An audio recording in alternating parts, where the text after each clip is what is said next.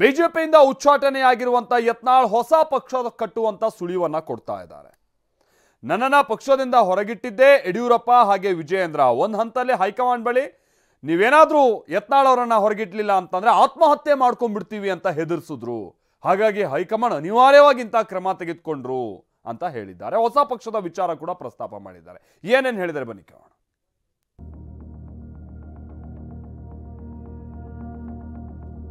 ಯಡಿಯೂರಪ್ಪ ವಿಜಯೇಂದ್ರ ವಿರುದ್ಧ ಮತ್ತೆ ಸಿಡಿದ ಯತ್ನಾಳ್. ಅವರ ಅಪ್ಪನ ಜೈಲು ಕಳಿಸಂತ ವಿಜಯೇಂದ್ರಿಗೆ ಭಯ ಬಂದಿದೆ. ನಾನು ಬೋಲ್ಡ್ ರನ್ಔಟ್ ಆಗಲ್ಲ, ಸಿಕ್ಸರ್ ಹೊಡೆದಿದ್ದೇನೆ. ಈ ರಾಜ್ಯದಲ್ಲಿ ಯಡಿಯೂರಪ್ಪ ನಂತರ ವಿಜಯೇಂದ್ರ, ವಿಜಯನ್ ನಂತರ ಅವನ ಮಗ, ಅವನ ಮಗನ ನಂತರ ಅವನ ಮಗ. ಇವತ್ತು ಈ ರೀತಿ ನಮ್ಮನ್ನೆಲ್ಲ ತುಳಿಯುವಂತ ಕೆಲಸ ನಾಡಿನಲ್ಲಿ ನಡೆದಿದೆ.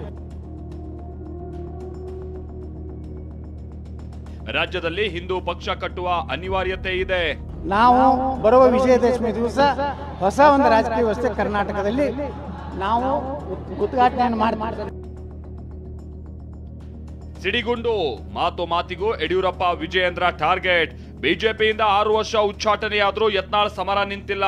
ಉಚ್ಚಾಟನೆ ಬಳಿಕ ಮೊದಲನೇ ಬಾರಿ ವಿಜಯಪುರಕ್ಕೆ ಭೇಟಿ ನೀಡಿದ್ದ ಯತ್ನಾಳ್ ಇಂದು ನೂತನ ಶಿವಾನುಭವ ಮಂಟಪ ದಾಸೋಹ ನಿಲಯ ಉದ್ಘಾಟನೆ ಮಾಡಿದ್ರು. ರಾಜಕೀಯ ಶತ್ರುನಾಶ, ಇಷ್ಟಾರ್ಥ ಸಿದ್ಧಿಗಾಗಿ ಪತ್ನಿ ಜೊತೆ ಗಣಹೋಮ, ವಾಸ್ತುಹೋಮ ನೆರವೇರಿಸಿದ್ರು. ಬಳಿಕ ಟಿವಿ9 ಜೊತೆ ಮಾತನಾಡಿದ ಯತ್ನಾಳ್, ನಾನು ಯಾವತ್ತೂ ಪಕ್ಷದ ಶಿಸ್ತನ್ನ ಉಲ್ಲಂಘಿಸಿಲ್ಲ. ಪಕ್ಷದ ಶಿಸ್ತು ಉಲ್ಲಂಘಿಸಿದ್ರೆ ಇಷ್ಟು ದಿನ ಯಾಕೆ ಬಿಟ್ರು? ಯಡಿಯೂರಪ್ಪ ಮತ್ತವನ ಮಗ ಆತ್ಮಹತ್ಯೆ ಮಾಡ್ಕೊಳ್ತೀನಿ ಅಂದ್ರು. ಹೀಗಂತ ಹೇಳಿದ್ರೆ ಪಾಪ ಹೈಕಮಾಂಡ್ ಏನ್ ಮಾಡ್ತಾರೆ ಅಂತ ಯತ್ನಾಳ್ ಕುಟುಕಿದ್ರು. ಉಚ್ಚಾಟನೆಯಿಂದ ನಾನು ಬೌಲ್ಡ್ ಆಗಿಲ್ಲ, ಸಿಕ್ಸರ್ ಹೊಡೆದಿದ್ದೀನಿ ಅಂದ್ರು. ಯತ್ನಾಳ್ ಅವರು ಶಿಸ್ತನ್ನ ಮೀರಿ ಇದ್ದಕ್ಕೆ ನಾವು ಉಚ್ಚಾಟನೆ ಮಾಡಿದ್ದೀನಿ ಅಂತ ಹೇಳಿದರೆ, ಶಿಸ್ತನ್ನು ನಿಜವಾಗ್ಲೂ ಯತ್ನಾಳ್ ಮೀರಿದ್ರ?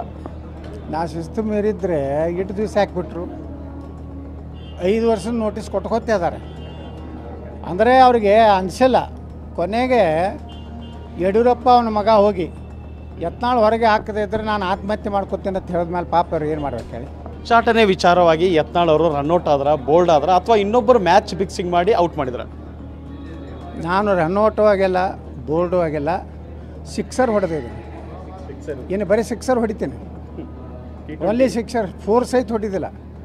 ಹಾಂ, ಹೆಂಗೆ ಗೆಲ್ಲಬೇಕಂದ್ರೆ ಸಿಕ್ಸರ್ಲೇನೆ ಗೆಲ್ಕೊತ ಹೋಗೋದು. No 4 no single. ಹಾಂ, no 4 no single, no double. ಹಿಂಗೆ 2 ಸಲ ಹಿಂಗೆ ಓಡೋದು ಇಲ್ಲ, ಹಗಲೆಲ್ಲ ಓಡಾಡೋದು ಇಲ್ಲ. ಬರೀ ಹಿಂಗೆ 4 ಹೊಡ್ಯಾನ ಅಲ್ಲೇ ಹೋಗಿ ಬೀಳೋದಿಲ್ಲ. ಹೊಡೆದ್ರೆ ಆ ಬೌಂಡ್ರಿ ದಾಟೇ ಬೀಳೋದು.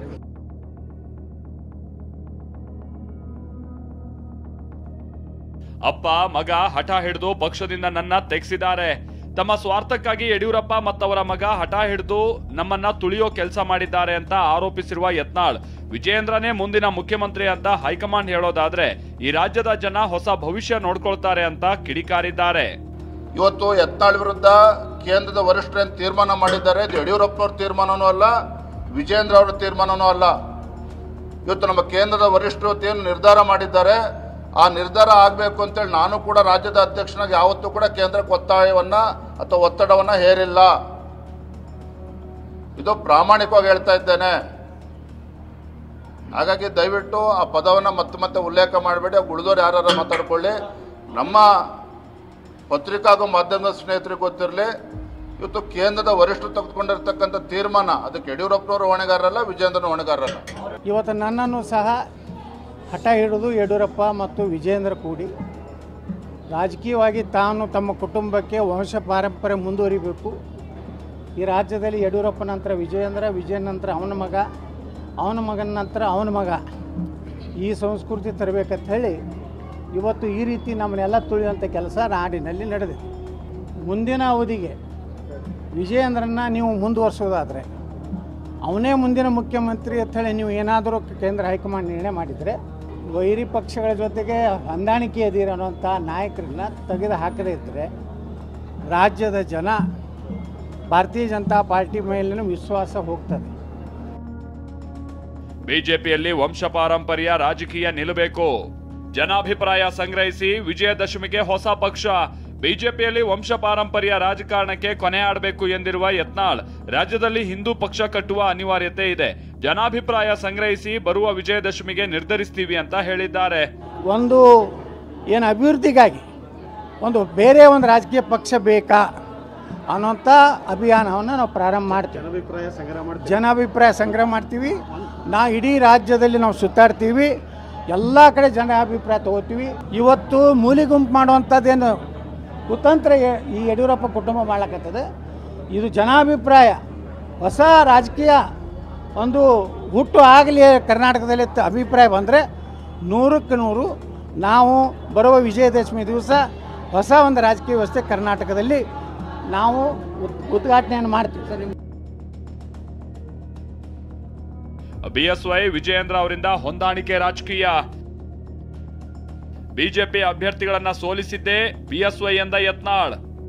ಕಾಂಗ್ರೆಸ್ನವರ ಜೊತೆ ಯಡಿಯೂರಪ್ಪ ವಿಜಯೇಂದ್ರ ಹೊಂದಾಣಿಕೆ ಮಾಡಿಕೊಂಡಿದ್ದಾರೆ ಅಂತ ಆರೋಪಿಸಿರೋ ಯತ್ನಾಳ್, ಲೋಕಸಭಾ ಚುನಾವಣೆಯಲ್ಲಿ ತಮ್ಮ ವಿರುದ್ಧ ನಿಂತ ಪಕ್ಷದ ಅಭ್ಯರ್ಥಿಗಳನ್ನೇ ಸೋಲಿಸೋದಕ್ಕೆ ಯತ್ನಿಸಿದ್ರು ಅಂತ ಗುಡುಗಿದ್ದಾರೆ. ಬಿಜೆಪಿಯಿಂದ ನಾವು ಹಿಂದೂಗಳು ಸುರಕ್ಷಿತ ಇಲ್ಲ ಕರ್ನಾಟಕದಲ್ಲಿ, ಯಾಕಂದ್ರೆ ಇವರು ಹೊಂದಾಣಿಕೆ ಇದ್ದಾರೆ. ಸಿದ್ದರಾಮಯ್ಯ ಜೊತೆಗೆ ಹೊಂದಾಣಿಕೆ ಇದೆ, DK ಶಿವಕುಮಾರ್ ಜೊತೆಗೆ ಇವರು ವ್ಯಾಪಾರ ಇದೆ, ಬಿಸ್ನೆಸ್ ಪಾರ್ಟ್ನರ್ಗಳಿದ್ದಾರೆ. ಜಮೀರ್ ಅಹ್ಮದ್ ಖಾನ್ ಜೊತೆ ಇವರು ಸರಸ ಸಲಾಪ್ ಮಾಡ್ತಾರೆ. ಮತ್ತು ಹಿಂದೂಗಳನ್ನ ರಕ್ಷಣೆ ಮಾಡೋರು ಅವರು. ನಿಮ್ಗೆ ಓಟ್ ಹಾಕಿದ್ದು ಹಿಂದೂಗಳ ರಕ್ಷಣೆ ಮಾಡಲಿಕ್ಕೆ. ನಿಮ್ಮ ಹಿಂದಿರುವ ಕೆಟ್ಟ ಚೇಲಾಗಳನ್ನು ಬಿಟ್ಟು ಇವತ್ತು ನೀವು ನಮ್ಮ ಸಿದ್ದೇಶ್ವರರ ಪತ್ನಿಯರನ್ನು ಸೋಲಿಸಿದ್ರಿ. ಚಾಮರಾಜನಗರದಲ್ಲಿ ಪಾಪ ಒಬ್ಬ ದಲಿತ, ಅವನಿಗೆ ಹಣನೇ ಕೊಡಲಿಲ್ಲ. ಯಾವನೋ ಒಬ್ಬ ವಿಜೇಂದ್ರ ಚೇಲ ಎಲ್ಲ ದುಡ್ಡು ಹೊಡ್ಕೊಂಡು ಹೋದ. ಹಿಂಗೆ ಮಾಡಿ ತುಮಕೂರದಲ್ಲಿ ಸೋಮಣ್ಣವ್ರು ಸೋಲಿಸಲಿಕ್ಕೆ ಪ್ರಯತ್ನ ಮಾಡಿದ್ರು, ಪಾರಾಗಿ ಬಂದರು. ಗೋವಿಂದ ಕಾರಜೋಳರ ಪರಿಸ್ಥಿತಿ ಅದೇ ಇದೆ. ಗೋವಿಂದ ಕಾರಜೋಳರನ್ನ ಚುನಾವಣೆ ಟಿಕೆಟ್ ಹಂಚಿಕೆ ಆದಮ್ಯಾಗ ಚಿತ್ರದುರ್ಗಕ್ಕೆ ಹೋದಾಗ ಅವ್ರಿಗೆ ಸ್ಟೇಜ್ ಮೇಲೆ ಹೊಡಿಲಿಕ್ಕೆ ಬಂದವನಿಗೆ ಇವತ್ತು ಜಿಲ್ಲಾಧ್ಯಕ್ಷ ಮಾಡಿದ್ದಾರೆ. ಡಾಕ್ಟರ್ ಸುಧಾಕರ್ ಏನು ಇವತ್ತು ಚಿಕ್ಕಬಳ್ಳಾಪುರ MP ಅದಾನ, ಅವ್ರ ವಿರುದ್ಧ ಇಲೆಕ್ಷನ್ ಮಾಡಿದಂಥ ಇವತ್ತು ಜಿಲ್ಲಾಧ್ಯಕ್ಷ ಮಾಡಿದ್ದಾರೆ. ನನ್ನನ್ನ ಹೊರ ಹಾಕಿದ್ದಕ್ಕೆ ಕೆಲವರು ಕಥಕ್ಕಳಿ ಡ್ಯಾನ್ಸ್ ಮಾಡಿದ್ರು. ನನ್ನ ಉಚ್ಚಾಟನೆ ಮಾಡಿದ ರೀತಿ ವಿಜಯೇಂದ್ರಗೂ ಅಧ್ಯಕ್ಷಗಿರಿಯಿಂದ ಕೋಕ್ ಕೊಡ್ತಾರೆ. ಈ ಬಗ್ಗೆ ಪಕ್ಷದಲ್ಲೇ ಚರ್ಚೆ ನಡೀತಾ ಇದೆ. ವಿಜಯೇಂದ್ರಗೂ ಇದರ ಭಯ ಇದೆ ಅಂತ ಯತ್ನಾಳ್ ಹೇಳಿದ್ದಾರೆ. ಯತ್ನಾಳ್ ಉಚ್ಚಾಟನೆ ಮಾಡಬೇಕು, ವಿಜಯೇಂದ್ರನ ಅಧ್ಯಕ್ಷದಿಂದ ತೆಗಿಬೇಕು. ಈಕ್ವಲ್ ಆದಂಗೆ ಆಯಿತು. ನ್ಯೂಟ್ರಲ್ ಇದ್ದವ್ರನ್ನ ಅಧ್ಯಕ್ಷ ಮಾಡಬೇಕು. ಮುಂದೆ ಯಾರು ನಿಷ್ಠರದಾರ ಅವ್ನ ಪಕ್ಷಕ್ಕೆ ತೊಗೋಬೇಕು. ಇಟ್ಟು ನಿರ್ಣಯ ಆಗೈತೆ ತೊಬ್ರು ಹೇಳ್ತಾರೆ. ಇದು ಹೇಳೋದ್ರಿಂದ ಏನಾಗ್ತದಂದರೆ, ನನ್ನನ್ನು ಹೊರಗೆ ಹಾಕಿದ್ರಿಂದ ಇವತ್ತು ಪಟಾಕ್ಷಿ ಹಾರಿಸಿರ್ಬೋದು, ಸಿಹಿ ಹಂಚಿರ್ಬೋದು, ಡ್ಯಾನ್ಸ್ ಮಾಡಿರ್ಬೋದು, ಕಥಕ್ಕಳಿ ಡ್ಯಾನ್ಸ್ ಮಾಡಿರ್ಬೋದು, ಅಥವಾ ಡಿಸ್ಕೋ ಡ್ಯಾನ್ಸ್ ಮಾಡಿರ್ಬೋದು. 2 ತಾಸಿನಾಗ ಅವ್ರಿಗೆ ಗಾಬರಿಯಾಗಿ ಬಿಟ್ಟಾರೆ. ಡ್ಯಾನ್ಸ್ ಮಾಡಿದ ತಕ್ಷಣ ಪಟ್ಟಕ್ಕನೆ ವಿಜೇಂದ್ರ ರಾಜ್ಯಾಧ್ಯಕ್ಷ ಮ್ಯಾಗಿನವ್ರು ತೆಗೆದು ಹಾಕಿಬಿಟ್ರೆ ಸೇಮ್ ಟು ಸೇಮ್ ಆಗ್ತದೆ. ಮುಂದೆ ಏನಂತ ಹೇಳಿ ಅವ್ರು ಗಾಬರಿಯಾಗಿ ಡ್ಯಾನ್ಸಿಂಗ್ ಮಾಡ್ಲಕ್ಕಂತ ಅಲ್ಲೇ ನಿಂತ್ಬಿಟ್ರು ಅವರು. ಮುಂದೆ ಹಿಂಗೆ ಮಾಡಿ, ಯಾಕಂದ್ರೆ ಅವ್ರು ಗುರ್ತಾಯ್ತು ಏನೋ ಇದು ಐತಿ. ಯತ್ನಾಳನೇ ಕೈ ಹಚ್ಚಾರಂದ್ರೆ ನನ್ನೂ ಕೈ ಹಚ್ತಾರೆ ಅಂತೇಳಿ ಆ ಭ್ರಷ್ಟ ಅವ್ರ ಅಪ್ಪನ ಡುಪ್ಲಿಕೇಟ್ ಸಹಿ ಮಾಡೋದಂಥವ ಅವ್ರ ಅಪ್ಪನ ಜೈಲಿಗೆ ಕಳ್ಸಂತ ವಿಜೇಂದ್ರಿಗೆ ಭಯ ಬಂದಿದೆ. ಅದೇನೇ ಇರ್ಲಿ, ಉಚ್ಚಾಟನೆಯಾದ್ರೂ ಬಿಎಸ್ವೈ ವಿಜಯೇಂದ್ರ ವಿರುದ್ಧ ಯತ್ನಾಳ್ ಕದನ ನಿಂತಿಲ್ಲ. ಬಿಜೆಪಿಯಲ್ಲಿ ಮತ್ಯಾವ ಬೆಳವಣಿಗೆ ಆಗುತ್ತೋ ಕಾದು ನೋಡಬೇಕು. ಅಶೋಕ್, TV9 ವಿಜಯಪುರ.